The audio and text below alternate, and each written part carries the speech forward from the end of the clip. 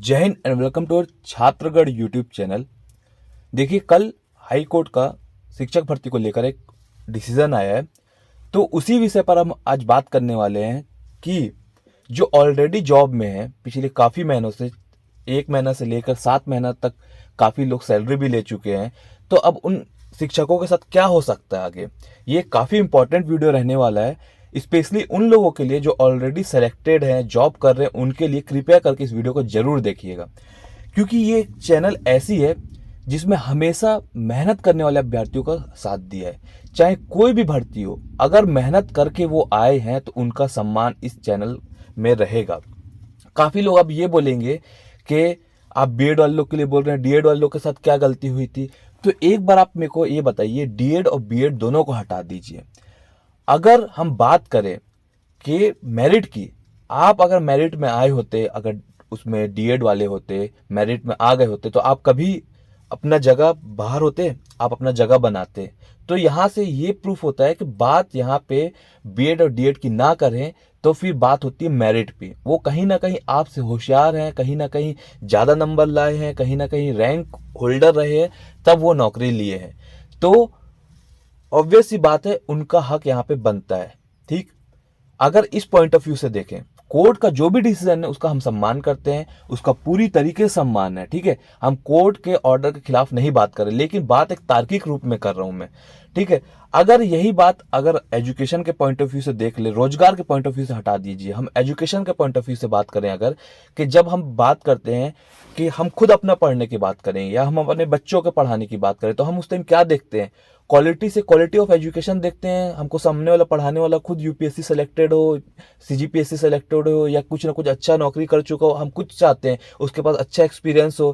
कि यहाँ पे ये देखा जाएगा कि टॉप नंबर 1 वाले को हटा के 1 लाख वाले को सिलेक्शन दीजिए, क्योंकि यहाँ पे सिर्फ रोजगार की बात है। तो अगर ऐसा होगा तो फिर बच्चों के भविष्य के साथ क्या होगा, जिसको आपको आगे जाके पढ़ाना है? उन बच्चों का भविष्य क्या होगा? उनको जो टॉप कर चुका है, जो कहीं ना कहीं बहुत होशियार, उनको हटा के उन टीचर्स के द्वारा पढ़ाया जाएगा जो लाखों रैंक लेके आए हैं। तो ये भी एक पॉइंट बनता है। अब कुछ लोग ये बोलेंगे कि अगर उन लोग नहीं फॉर्म भरे होते तो हम टॉपर बन जाते। ठीक है, आप टॉपर बनते जब वो फॉर्म नहीं भरते, लेकिन फॉर्म भरने के बाद ये तो प्रूफ हो गया ना कि वो काफी होशियार थे, तभी वो रैंक लेकर आए हैं। तो ये काफी सोचने वाला विषय है। देखिए, मैं इस विषय पर भी बात करूंगा कि आगे इस भर्ती में और क्या हो सकता है, ऑर्डर आने के बाद भी क्या चांसेस हैं। लेकिन उससे पहले मैं बस यही क्लियर करना चाहता हूं कि मेरा कभी मोटिव ये नहीं रहा है कि सक्सेसफुल कम है, अनसक्सेसफुल बहुत ज़्यादा है, तो अनसक्सेसफुल का सपोर्ट करो और व्यूज़ बहुत पाओ। ये काम हमारा कभी नहीं रहा है। जो मेहनत किया है उसका सम्मान करेंगे, चाहे कोई भी भर्ती हो, उनके बारे में हमेशा कहेंगे। और कुछ कहता हूँ तो कुछ ना कुछ उसमें दम रहता है।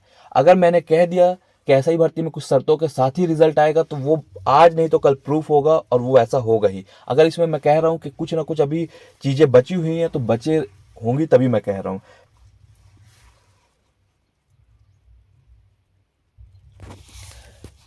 तो ये जो डिसीजन आने के बाद अब आगे क्या हो सकता है, क्या चांसेस हैं, किस तरीके से बच सकते हैं, इस पर मैं बात करता हूं। तो मैं इस पर जो बात करना चाहता हूं ये है कि देखिए, कोर्ट का जो ऑर्डर है वो जो भी आएगा उसको मानना तो पड़ेगा ही, लेकिन उन पर रिव्यू पिटीशन भी लग सकती है, जिस पर काफ़ी अभी चर्चा हो रही है। जैसे कि कल मैं वीडियो बनाने से पहले काफ़ी इस भर्ती के जो विशेषज्ञ हैं उनसे बात किया, समझा कि क्या आगे बन सकता है, क्या पोजीशन है इसका। तो मुझे यही समझ में आया कि अब उन लोग तैयारी कर रहे हैं इस पर रिव्यू पिटीशन लगाने की।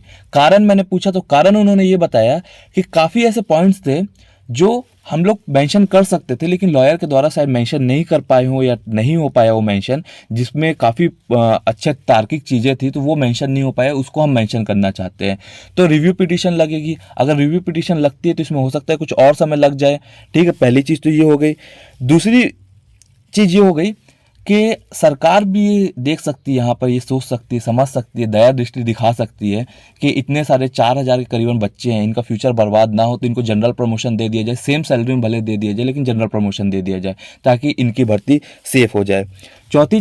तीसरी चीज़ ये है कि जो 6-7 महीने से इतना मेहनत कर चुके हैं यार, उनके बारे में कुछ ना कुछ तो सोचा जाएगा। ठीक है, इतना सैलरी ले चुके हैं, जॉब ले चुके हैं, इतनी मेहनत से यहाँ तक आए हैं, उनकी मेहनत ऐसे बर्बाद नहीं जाएगी। कोई ना कोई उनके लिए डिसीजन लिया जाएगा। और इन सबसे बड़ी चीज़ एक मैं बोलूँ तो इस संघ में ना बहुत सख्ती मैंने देखा। छत्तीसगढ़ में कुछ भी होता है ना तो सबसे ज़्यादा अगर युवा आते हैं तो ये शिक्षा से रिलेटेड जो संघ है ना, इनके बहुत बच्चे आते हैं।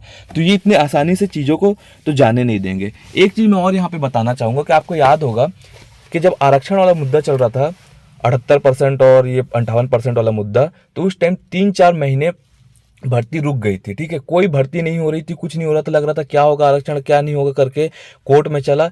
और अचानक से एक बार सुप्रीम कोर्ट के तरफ से आया निर्देश, उसके बाद आज तक नहीं पता कि क्या हो रहा है क्या नहीं हो रहा है। तो काफ़ी चीज़ें ऐसी होती हैं कि समय के साथ हाईलाइटेड होती है, ज्वलंत रहती हैं, और समय के साथ पता नहीं क्या होता है, सब चलते रहते हैं सिस्टमेटिक। देखिए आज किसी को नहीं पता कि उसका क्या सुनवाई हो रहा है क्या नहीं हो रहा है, लेकिन पूरी प्रक्रिया वैसी चल रही है उसी तरीके से। तो बहुत सारी चीज़ें, कोर्ट का ऑर्डर का पूरा सम्मान है, जो कोर्ट दे दिया कहीं ना कहीं वो करना पड़ेगा, लेकिन ऐसा नहीं है कि कोर्ट ऑर्डर दे दिया तो उसमें कोई दोबारा फाइट बैक ना करे, अपना कोई बात नहीं रख पाए। उसमें जरूर बात रखी जाएगी और उसके लिए एटलीस्ट एक स्टैंड तो लिया जाएगा। भले उसके बाद फिर नहीं वो स्टैंड प्रूफ कर पाए तो बात अलग है। सबसे पहले यार उनके बारे में सोचिए जो इतनी मेहनत से यहाँ तक आते हैं।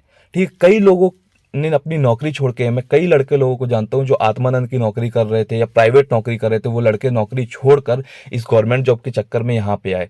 अब उनकी वो नौकरी भी गई और यहाँ पे ये नौकरी भी जाएगी, तो उनके बारे में भी सोच के देखिए कि उनके साथ कितना बड़ा अन्याय होता है। उनके माँ बाप के बारे में सोचिए कि बेचारे पिछले 5-6 साल से इंतजार कर रहे थे कि मेरे बच्चे की नौकरी लगेगी। और उनके माँ बाप के बारे में सोचिए कि जब उनके बच्चे को, उनके माँ बाप को पता चलेगा कि मेरा बेटा 3-4 महीने बाद फिर वापस आने वाला है, तो क्या बीतेगी। तो कृपया करके थोड़ा जो मेहनत करते हैं उनका सम्मान करिए यार। कोई भी बहुत आसान रहता है लिखना किसी के भी कमेंट में कि अब तो मजा आने वाला, अब इन लोग निकलेंगे, लेकिन अगर सच में आप मेहनत करेंगे और आपके साथ कभी ऐसा होगा तब आपको फील होगा क्या होता है। ठीक है, उनके घर परिवार वालों से पूछिए कितना उम्मीद लगा के रखते हैं और कितनी उम्मीदें बनती है जब किसी की नौकरी लग जाती है। और सरकारी नौकरी तो हमारे इंडिया में बहुत बड़ा इमोशन है। ये छोटा मोटा इमोशन नहीं है, सरकारी नौकरी हमारे इंडिया में बहुत बड़ी इमोशन है, समझे। तो इस इमोशन के साथ किसी के साथ खिलवाड़ मत कीजिए गलत चीज़ें लिख के, ना ही गलत चीज़ों को सपोर्ट करके। ये बाकी यूट्यूबर से भी रिक्वेस्ट है कि अपने व्यूज पाने के लिए गलत चीज़ों को इतना ज़्यादा सपोर्ट मत करिए। अगर ये सच में गलत था तो फॉर्म भरते टाइम इनको एलिजिबल नहीं करना था, सबसे बड़ा पॉइंट ये भी होता है। ठीक है, और अगर पॉइंट इनको एलिजिबल कर दिया तो फिर उनके नौकरी का सम्मान करना चाहिए, क्योंकि वो मेरिट में आए हैं, अपना नाम बनाए हैं। ठीक है, ये भी एक बहुत बड़ा पॉइंट है। बाकी जो भी कोर्ट का ऑर्डर रहेगा तो सबको मानना पड़ेगा, मैं भी मानूंगा, सबको स्वीकार करेंगे। कोर्ट से बढ़कर कोई नहीं है, ये हर कोई जानता है। मिलते हैं नेक्स्ट वीडियो में। जय हिंद, जय भारत।